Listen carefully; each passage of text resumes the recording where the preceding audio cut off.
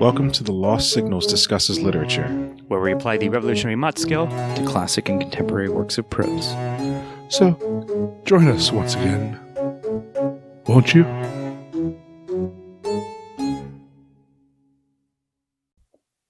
Bonjour, and welcome to another episode of, well, it's kind of a mixture of both the Lost Signals reviews literature and a little bit of discusses philosophy. Yeah. Today we are doing No Exit by Sartre. Jean-Paul Sartre. Yes. Trying to pronounce that correctly. Very difficult to pronounce. I'm Jonathan Ian Menzer, and these are the people I'm damned to spend eternity with. Stephen Ramosi. How do I get out of this nutshell? Scott Thurlow. This is not an exit. And Christopher Morgan. Allons-y. Okay. As I said, we are doing No Exit. And I will start off with the plot. 3 people are in hell.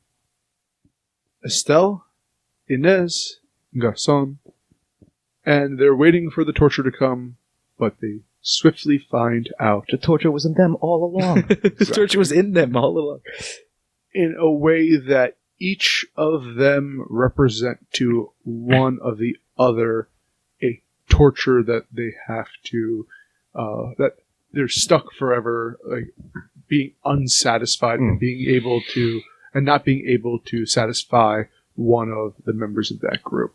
And they, for all their rationality, for all of their worldliness and lives lived, they are stuck in this place to watch their earthly remembrance pass and find out that they are in this room together Forever. And that's the plot. Yep, pretty much it. I guess the coda being the very famous line, "Hell is other people," which I believe is often misinterpreted because it has no It's taken out of context. Yeah. Or l'enfer, c'est les autres. And I really like this tale. It's a play. And it's basically, as our play is, the dialogue discussions between these characters as we find out more about them. And being privy to their situation, before enemies is a very famous work, it's interesting to see them realize the hell that they're in. And how, even for all their, they can't stop this situation. They're still petty kind of assholes in the most part. I was really surprised. Well, first of all, I think I had forgotten. I may have read this earlier, but I was surprised, like, how really conventional this was. I mean, not just because you actually had some, God, what's the one's character's name? Garçon? No, who is interested in women? Inez. You know, so like in the 1940s when this was written, you know, homosexuality was not. So I thought that was interesting. But I was more speaking to the codependence. Like, I'm sitting here like, all these people are incredibly codependent, which is why they're like perfect torturers for each other. because they're begging. It's just like the one thing that they depend upon is like the one thing every one of them in a sense is begging for. And I'm sitting here thinking, you know, this kind of thing is more conventional, within maybe the last 30 years or so in psychology, where there's a big push towards discovering the machinations of codependence and so forth. So I'm seeing a lot of this. I'm like, Jesus, this reminds me of Psycho 101, you know, and so forth. No, I mean, but that is not a disparaging thing. I'm sitting here seeing like a lot of what he is discussing. And I agree with you. Like, everybody's like, oh, hell is other people. I'm like, yeah, but you're not, you know, taking it out of context, this work is much more complex. I found it. Yeah, that's a good point. I was simultaneously reading and watching it because the BBC production I was watching changed some of the stuff. So as just to kind of get the flow, I'd read it, and so I was kind of. Watch that. Yeah, it's great, Harold Pinter, and no, I was just very taken back by a lot of the conventional psychology that we know today. Nice. Yeah, in terms of kind of the flow of the plot, this is a really fascinating thing. It's like, it's all these three. I love kind of the acts almost that it goes through is like, Act 1, almost denial of the fact that, like, or waiting for the torture to happen, and then Act 2, like, realizing that the torture is each other and trying to beat it. Wrestle with that, see if they can outwit. And then Act 3 hell. kind of just accepting that it is what it is, and this is your hell, and you're kind of destined to be in it while you're still, to some degree, trying to, like, fight against it. And let's get on with it. Yeah. I think it's the final line. But let's make it happen. Is like, But you also understand that for eternity, they're going to be at conflict with each other. right, of course. And I guess I'll go a little bit deeper into this. Than that. Garçon is basically was a coward when a deserter, and deserted, and he is loved by Estelle, which I'll get to in a second, and he needs validation from Inez. Inez is a lesbian who is in love with Estelle. And I think she's a bit older than Estelle as well. And she is, and she had like a weird love affair type thing that led to the deaths of certain people, and she's rejected by Estelle, and hates Garçon for everything he represents. And Estelle is a young woman who is a very vapid individual who It's requires, very superficial. in a sense, a male to validate her, and again, Inez loves her, but she rejects that because she is kind of in that mentality of a young woman who is not very worldly, and their dynamic is, I mean, that's the whole That's the crux essence of the whole this thing. plot, and why it's a very famous work. Yeah. Is that you can tell, like, it's one of those things where it's like, just sit down and talk about it, but they can't, because they can't get over their need to be reflected in the other ones around them. Yeah, exactly. So you guys covered a lot of themes, I think, as well. But if we're going to the plot, so like I said, I was familiar with it, but I don't think I've ever read it all the way through until we did it for this review. So having said all that, and of course the famous, Hell's Other People, like almost always being taken out of context of the actual events and characters of the play, I'm looking at a score of a very strong 2. I could go up to a 3 as well, possibly. Like, I liked it, but I didn't love it. But it has a lot of meaningful and relevant things, as you point out, Chris, like the psychology of it all, and like, the existentialist, like, thought experiment pretty much of it. But in terms of action, it's 3 people in a room, like, sitting around talking. Well, the reason I agree with you on that is because this is a vessel for philosophy. Yeah, exactly, right? It's not a really versus story, action. kind of. It's more like a mouthpiece for a frame of thought, right? So in terms of that, like, it's well enough. It's basically, and I was going to say, Cito, it's not even technically cut up into acts, or at least there's no Act 1, Act 2 that Right. says it, but like, but you there can are see the clear changes, delineations, yeah. yes. It's just not like, in the text of the play. Right. But just given for all that, like, a lot of it, of course, is going to go to dialogue, characters, and so forth. But in terms of the actual action/plot, look at it pretty fine too, because it's like basically, again, 3 people in a room and discovering that they are in fact each other's hell. Yeah. Yeah, I think it's really fascinating. I am looking at a 2 for plot. Just based on kind of what you mentioned, what you both mentioned earlier, is like, it's more of a, it's really a mouthpiece for the themes and the philosophy of the piece. It's a good plot. It's just, I mean, it's a strong 2 for me, but it's not like, it wasn't overwhelmingly. The plot is not really like a the 3, point I of it, think. really. But to this point, I'm going to pull a Chris for a second, is that I've read quite a bit of other philosophy done in the style of a play. Well, the Voltaire was more of a short stories, but I've seen Ibsen. narratives, Similar thing, narratives philosophy's dressed as narratives Yeah, before. yeah. And many times they are done with a more, this is a less standard narrative Right, structure. that's true, yeah. Like, I think I would say rarely are they done this well in terms of the plot. And I will say this, like, the plot is well done, but there are times in it where, in order to hammer the philosophy home, they kind of ignores the thrust of the plot. Like, they'll go over the same argument again because he's like in like a slightly different way, because he's trying to like hammer home the philosophy of things. And Sure, various points. at those points, I'm really into the philosophy part of it, but not like I'm trying to figure that out in my head as opposed to like just being pulled along by the plot, I guess. So I think I'm going to probably stick with a 2 on this. Yeah, I see what you mean, and for those reasons, I'm sticking with a strong 2, but not a 3. Yeah, I agree. I was kind of walking into it with a 3, and then as soon as you said it's a gateway to a philosophy, because to your point, I mean, though the first person that came into mind, like philosophy in theater, would be like Ibsen, and I remember seeing some of his stuff in college, and yeah, this is a one act thing, and it is definitely a gateway because.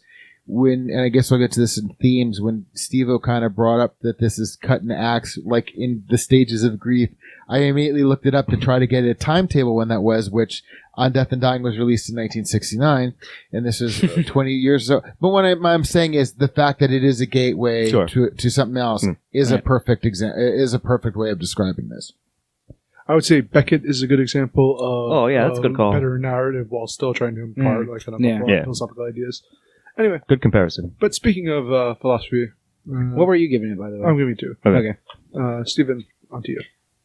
So yeah, this is, it's kind of the idea, well, hell's other people, right? Like that's kind of a lot of what this is about, and like explaining why that's the case, and kind of delving into how that can each of function. these people are so specifically hell for the other people, and how they each glom onto somebody. Each of these members gloms onto the wrong member of the group, right? Like basically, they pick the person that's like least well suited. I mean, like even Garcon, who has perfectly suited for them in hell. Even Garcon, who has no particular like interest in the same, like the women have romantic interests. Garcon is kind of uninterested in being romantic in this.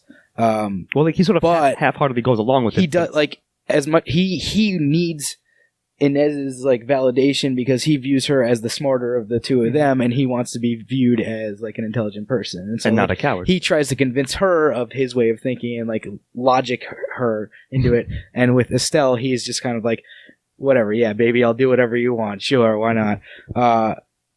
But and then for the two of them, like Inez really fucking hates him and like hates to give any ground to him, but she kind of wants this like vapid arm candy almost, like like she just wants to be in a relationship with her, despite like I think a lot of it with her is like she wants to kind of feel superior almost to the person that she's with. It's seemingly, I mean, I don't know about her previous relationships, in real life, but and then Estelle just kind of has this need for validation, and she feels like Inez, who would actually treat her well, it would be looked down upon by society, right? I think, and but Garcon is more the type of person that just won't give a shit about her at all, and will just kind of go along on the parts that work for him,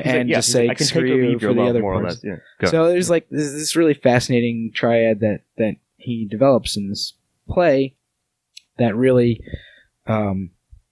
talks a lot about a lot of different parts of people's psyches in a very, very short amount of time. I think it's really impressive to like go as deep into like the psychosomatic portion of like what they're going through in this short of a work. Well, part of what it's also dealing with is the nature of self-identity and the fact that while you have an idea of yourself, it's what is the conflict between that kind of self-identity and the need to be reflected in others, and that I think it's like Garcon attempting to be like, no, this isn't how it is, but the challenge of having other people view you and that reality being imposed upon you. And none of them view the others as they actually are. They view them through their own biases. Their own, like, they can't exist happily within the self because they need others to mirror off of to actually have any meaning in life. It's an interesting look at the world. I want to hold on before I just want to. I think I I immediately, as soon as I said it, think I misused the word psychosomatic. So You did, but that's okay. I just want to say like Walk it back. psychoanalytic, I guess. Someone in the comments ignore that. Psychosomatic, Atticus sane. Addict insane. Yeah, God. go I on. was not going to call you out on it, but Call myself out. No, but because you had said something like Inez, would treat. I think you said that she might treat her well, but Inez said that she burned out, her last lover like a piece of coal, and Garcon, relationships to him are status symbols. I mean, they are just a term of he's looking for validation from people he respects or whatever, or who he considers contemporaries like Gomez. So like his wife and his conquests, they are just validations. They're like the meals that get him through the day until he can get some sustenance. So in a lot of ways, he and Inez are very much alike. That they use people for fuel, just maybe in different ways. Hell's She Kitchen. might do it more of in a monogamous way through attrition. He is definitely so it's interesting because they were the first to kind of pair off in terms of conspiring, for lack of a better word. And it's really funny because they, in a lot of ways, are the most codependent upon each other. Because But they just won't admit it or can't. which is funny because Estelle, basically, she views men almost like he does, but her motivations for, somebody being eye candy, somebody being irrelevant, like she cannot provide him the sustenance, like even from her fling. So it's just an interesting dynamic of the way these characters use relationships. But you also have to realize that when they look back upon their lives, it's not about what they've accomplished, it's about the memories of what others People are hold saying for about them and stuff. Yeah, what people thought Because about that's the them. idea is that if no one sees you, do you exist? Do you? If no one remembers you, did you ever? Or if they only remember you in terms of, in Garcon's case, a certain way, in a way that isn't favorable to you, Yeah. then that's But even that, like, sticking. his memory is passing quickly, Hmm. and you are left in an eternity of no one knowing who you were, except for two other people who hate you, or one person you hate, and one person who hates you. I think there's a really fascinating dynamic that we haven't mentioned yet that he builds into this story as well, which is the fact that they can see people as long as they're remembered on Earth. So like they can see what people are saying about them as long as someone is saying something about them, and like when they start like blinking out and they're like, I can't see anything anymore. It's like this really fascinating like people are forgetting them. view into their it's another part of their hell, which is what we're talking about. Like they all three of them need to be seen, and when people stop seeing them, it's absolute torture for them. I like Inez's is her room. So when somebody moves into her room, it no longer becomes her. Like that is her She's like, memory. they let out the room. I can't believe it. Yeah. Like the other person her lover who died with her. It's like she doesn't have anybody, so it's the room she clings to. And there was something. There was part of a Ryan George skit. He's an internet comedian. He always plays against himself. He said something once in one of the things. He's like, "Do you ever think about at some point in the future somebody will think about you for the very last time?" And I'm like, yep, this is Sure. So yeah, I mean, you guys covered a lot of ground. I'm just going to chime in because I think it's going to come to me next for antagonists, and I think like the themes and the antagonists are almost pretty much one and the same in this case, or at least there's a huge amount of crossover there. So yeah, I mean, it's on paper the thematic front of your true hell is not the torture that you think of in quotes like traditionally. It's being with a person that you said that hates you and someone else that you also hate for and just having to forced to not even confront them, but yes, that too, but just deal with them, like them being in close proximity. And yeah, I mean, like it's a very famous work for a reason, and that the quote taken out of context for that, but in context, it makes so much more sense, and it is the thematic core upon which the rest of the philosophy is built around. Well, let us hope that Jean-Paul is looking at us now from his perspective. Yes, we're talking about him, so he's looking. Hey, he's getting a glimpse of what's happening on Earth. That's a 1 for everyone? Yes, I'm giving it a 1. All right, Scott, onto antagonists. Yeah, so like I said, it ties in. I mean, I'm going to give it a 1 because they're almost not even two sides of the same coin. It just flows. The thematic elements are the antagonist. Now, you could of course make the argument that each character is an antagonist to each other. That is definitely true. Like it's one of the main points. But that then again, I would say, folds back into themes as well, because and protagonist is going to be an interesting one But I think no matter what, I'm giving the 1 because both of those forces, both of those two like sort of pillars combine to make one bigger antagonist that each character individually feels and they all collectively feel it as well. I think more than each character being an antagonist to each other, each character is their own antagonist. Yes, good call. Exactly. But both are true, I think, in this. Yeah, I agree. in this. But like the only reason that each character is an antagonist to the other is because they can't get over themselves, basically. And I'm gonna argue that all 3 characters are antagonists and all 3 characters are protagonists. I agree. So I probably could agree with that. So yeah, and they're all amazing antagonists initially of themselves. Like they all have created their own hell. Like there's the reason that they're in hell is because of them, not somebody else. But the fact that they are their own demons, if you will, there's like this circle of demons that they just put into a room. It's like hell really saved some money on this one, and I give them very proper efficient. credit. Remind me Yeah. of that because I have a line picked out when we get the dialogue that Yeah. addresses that. There's a show recently called Preacher, Mhm. which gave its version of hell and it's an individualistic hell Yeah. that you see over your regrets. Or like the and worst day of your life you Yeah. live over and over again. I like this a lot better in many ways because it's, and not to say that it wasn't clever in Preacher, but this is clever. Yeah. This is a interesting punishment that I quite like. If it as the narrative itself, and not just the philosophical concept. I think it's just a clever story. Completely agree. I'm giving it a very strong 1. I have nothing to add. All right. Cool. Well, add protagonist.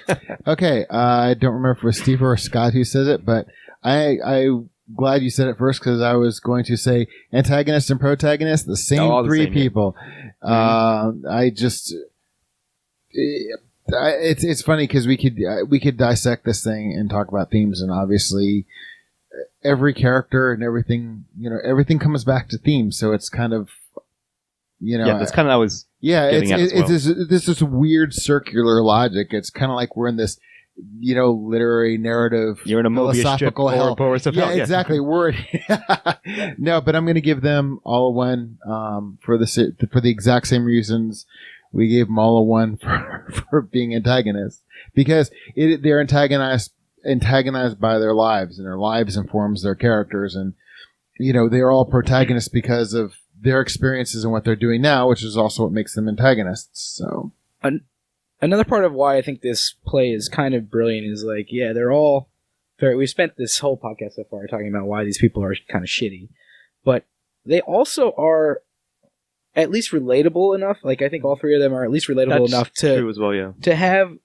to kind of like to at least put yourself in the shoes of each one of them and like understand how they're the protagonists of their own story. And yeah, they're all fucked up and they all got problems, but also I get it. I'm fucked up. I got problems, man. Nobody's Like, perfect, man. Yeah. So Yeah, we're all gonna end up in hell. yeah, and we're gonna fucking sit around and be on a podcast together Oh. forever. we might already be there. Yeah, who's to say we're not doing that now? Oh no, in hell we'd keep doing this, but we'd have no subscribers, Sure. But, well, anyways. I mean, or we'd have endless, and people would do nothing but complain to us. We may as well not exist. No one sees us. we just have to answer comments. yeah. Yeah, that's it. No, just John Shirley endlessly gives us hate mail. But We're a bunch of Deep pull clueless. right there. Deep pull, deep In- TLS pull. in terms of, I mean, You're a clueless weasel. Yeah, I was gonna forever say, in hell. I was gonna say hell is clueless weasels. Yes, that was a good log line. But I mean, of course, I agree. Yeah, they certainly share the duties because they're the only characters. And what I like about them is that early on, they're sort of like one-dimensional. They're sort of getting to know each other, and as a reader, you're getting to know them like a little bit. And then there's a point, maybe about a third of the way through, where they like tell their actual story, like Yeah. what actually happened to them, like Estelle's story, where she had a baby with out of wedlock or out of an affair and did not want the baby and all that, like and Nez's tragic story with her love, like stealing her lover away from another man, and then Garcon's like cowardice and so forth. But they become more fleshed out as they start to like butt heads against each other, and you understand each of them. As you said, Steve-O, they're not unsympathetic, like at least to that degree, but they also are believable enough that you understand and you can appreciate the fact, like, yeah, you're like, by the end of it, like, yes, these are the perfect people. Hell did a good job by forcing these three people together because they are all the perfect foil antithesis to each other, and they're also fully fleshed out characters unto themselves. And they could all be the greatest comfort to one another. Do you think that they are more likable when they stop trying to make themselves look better? Yes. It's kind I of, do the too. point. It's like I don't know why I immediately thought of this, but it's kind of like the tagline of the Real World. I forget exactly what it's like when they stop being polite and start getting real. That's the tagline of hell. And then parentheses in hell. And watching Real World is hell, so it's basically the same thing. Tragedy makes people more interesting, except for me, because I still remain uninteresting. Anyway, is that a one for everyone? One's all around, Yep. I think. All right. Okay, so on to supporting characters with me, and I suppose it's the valet. I like the fact that you can call him, but he may or may The not. bell may or may not work. Yeah. And he kind of always picks the perfect time for hell to show up. But beyond that, I mean, aside from some characters that are witnessed by the main characters, there's no one in the Yeah, I mean, story. it's not really the point. Like, again, it's not a fault of it, but I would think you have to argue for a default 0 just because it doesn't feature as many. Like, valet is just a device, really. Like, yeah, it's funny that he pops in and is like, you can ring the bell, but it probably won't work half the time, or whatever he says. Like, it's a funny little joke there. But I mean, the focus is, of course, on the three main characters that we just said, who are also the antagonists to each other in a revolving door sort of way.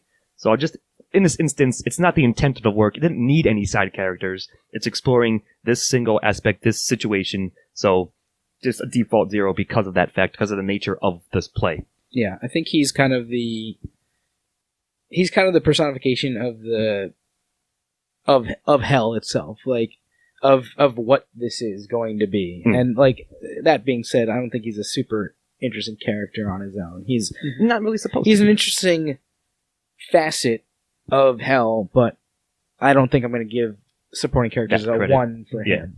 Yeah, I I feel might you. impart him to style. Oh, that's a good He's more point. of a device, really, as you said. Yeah. So Yeah, that's a good point. He's no Janet. And probably I'd move him Okay. to... Okay, you've not seen The Good Place. Thank you for bringing up The Good Place, because The Good Place is... There's a lot of The Good Place based on that. Yeah, this fair is... enough. Yeah, I agree with you. Since I was going to give him a 1, but moving him to style is probably the better way to go. So I'm with you guys. Steven, give me some dialogue. So the dialogue is pretty damn good. It's very solid in this. It's just... I mean, it is just 3 mouthpieces for different Mindset, kind of bad views of reality, and it's just solid. I can't remember any specific lines, but I think I got you Scott, covered in a sec. you've got the script in front All of those you. other so- people don't remember that. Other than Hell's, we've mentioned that 5 times already. Did you This guys is know the appropriate, hell is other people? Yeah. but not in the way you think it Hell is. is other people. Are you doing a Charlton Heston? yeah. I gotta chew the scenery on this All one.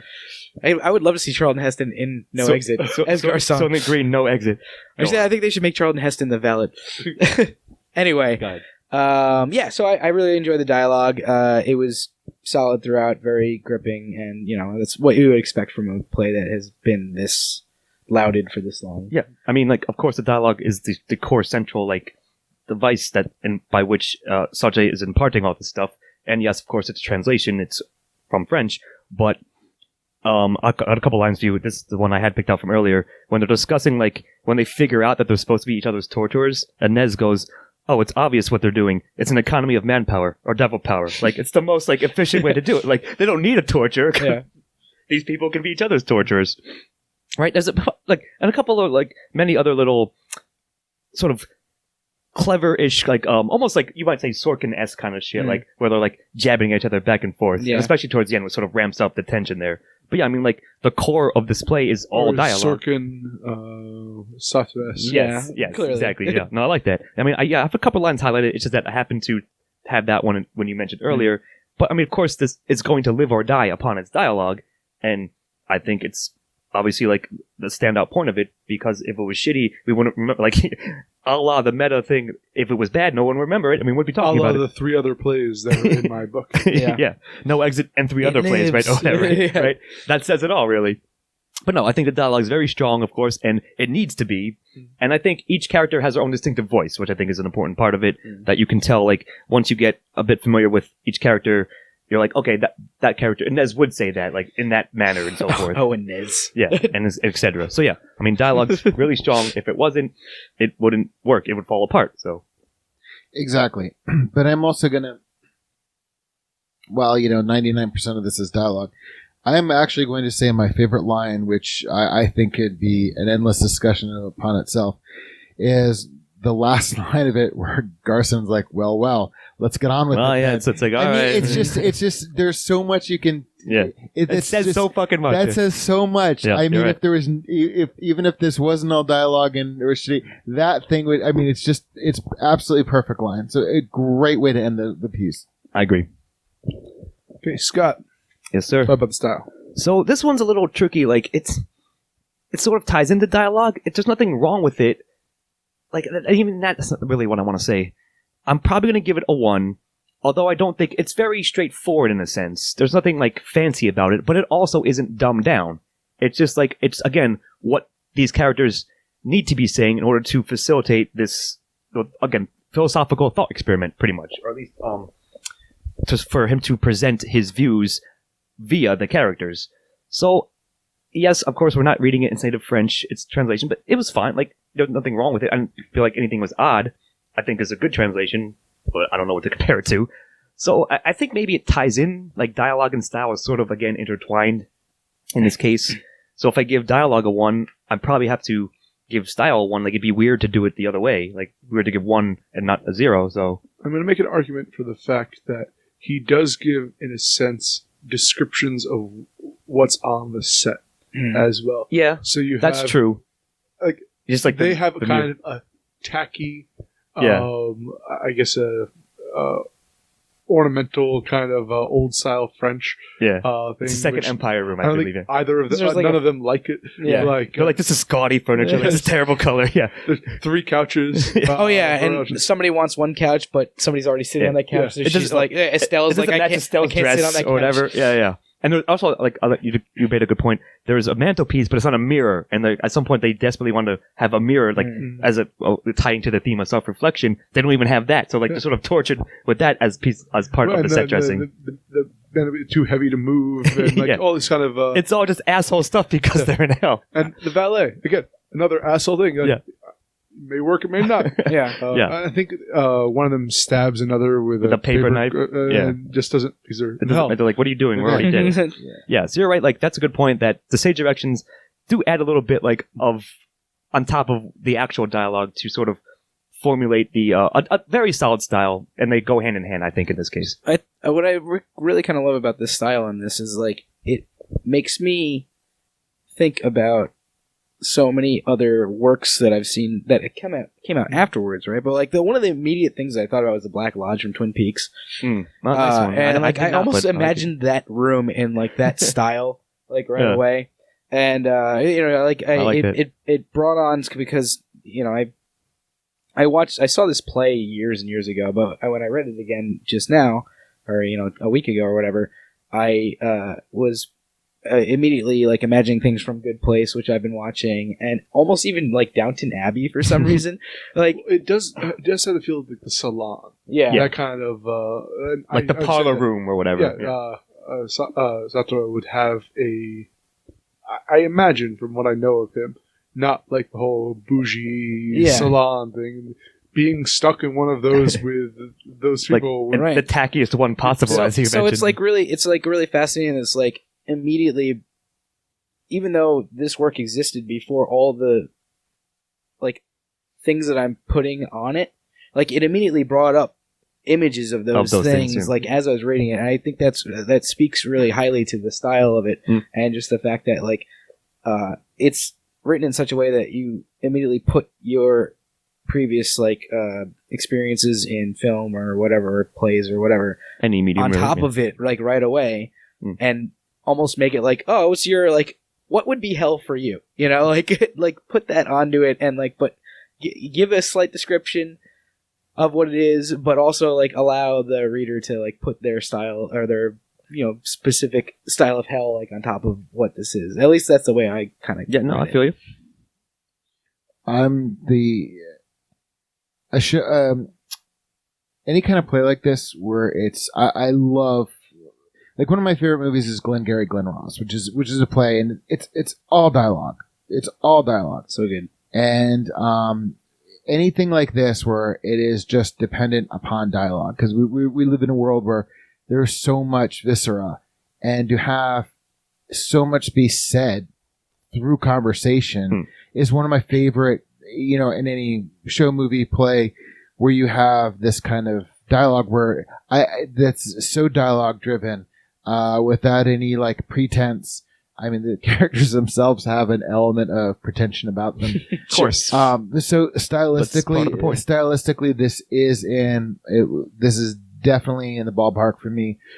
Like I said, the more I'm reading it, I'm not sure if it's like Steve said, it's so much in the zeitgeist that I feel like I've seen it. But I think I have, because, as we have often said, the hell is other people thing is just so trite at this point, and there's so much more to this. It was made trite, but it's been made trite. Put it back in its original. But as Steve was pointing out, there's so much of this in so many different ways that actually do explore the themes. I mean, I love the style of this. I just love the style of it. I mean, it's a conversation for an hour and 15 minutes or so, whatever it is. Yeah. And it's been so influential. So, well, stylistically, for some reason I didn't wear it. I don't know why. I guess I was rushing out this morning. But I have a shirt that has in French, "The hell is other people," and because I am a bougie fuck. You're pretentious son of a bitch. Yeah, I got you. All right, so Chris, recommend this? Yeah. I've been thinking pretty much, well, considering it's just Jojo Rabbit before this, I've been thinking about that and this like all day long. As I said, I read it and I watched it, and I intend on watching it again because I just want to keep digging into this. I'm finding this really fascinating, and I don't even think I've been able to articulate. I'm glad we have this discussion, but there's so much in here that I'm definitely going to read it again. I highly, highly, highly. It's one of those things where if you really want to get a lot what's out there, go back to the source. This is one of the things where you go back to it. And I highly recommend it. It's a must read. You stole what I was going to say at the end there, but I'm going to agree, of course. I think you might enjoy this more than I do, but I enjoy it quite a bit. It's probably one of the more accessible pieces of this kind of philosophy because of its format and because of the way, as we just talked about, the dialogue and style and so forth, and how Sartre melted it out, meted it out. So yes, I recommend No Exit. It's a quicker read. It's I don't know, maybe half an hour, 40 minutes, you can get through it. And yeah, it's still an important piece, and not, like we said, having tried to remove the triteness from what it's the one thing that it's known for in pop culture and put it back into the greater context. I think it's still effective, powerful, and works and says something. And as you said, Steve-O, can be a mechanism for you to project your own vision and idea of hell onto it within the framework of this little play in itself. So yeah, I do recommend No Exit. It's pretty damn good. Yeah, I would recommend reading it to pretty much anybody. I actually, Chris, you were mentioning the BBC did a version of this, which I gotta check that. Is it on YouTube? It's on YouTube. Maybe we'll go watch it after this. Yeah, we'll put up a link to that as well when we release the episode. But I think that this is something that I could go back and read again, fairly soon. And I don't often do that with things I've read. Good call. It is. I'll recommend it for that reason. It's rereadable. It's pretty short, and it is just really fascinating. In terms of a character study piece, and in terms of human psychology. Considering that all the characters are products of their time, this has a timeless quality to it, which speaks to the human condition. And timeless in the same way that hell is timeless. Exactly. So I'm the one who recommended this. I was very excited the first time I went through, saying, "You all got to read this because it is accessible. It does bring up some interesting themes, and I'm a huge fan of like French existentialism. Yeah, and we're sort of snarkily doing it. This episode should be dropping the day before Thanksgiving, so that's sort of a snarky little joke there. But either way, I think we all agree that it's definitely worth a read, and it still has something to resonate with today. And that's why we host Thanksgiving, is for reasons like this. So you can trap people in hell. Yes. No, to control your environment. Uh-huh. All right. Well, I'm Jonathan Manzer, and I am Chris's demon, and Steve-O's my demon. Mhm. But Chris is Steve-O's It's very demon, complicated. Got a good flow chart. and no, Chris is Scott's demon, definitely. Anyway, we won't go into this. We're all each other's monsters. I hate you all, and you all hate me to some varying degree. Yeah. Anyway, Steve-O, Demonizing myself. Scott Thurlow, Laplace is my real demon. and Christopher Rourke. Maximum Derek. See you next time. Happy Thanksgiving. Editing and engineering by Jonathan Ian Manser. Music by Christopher Morgan. Check us out on YouTube and iTunes for the shows, and on Facebook and Twitter for updates.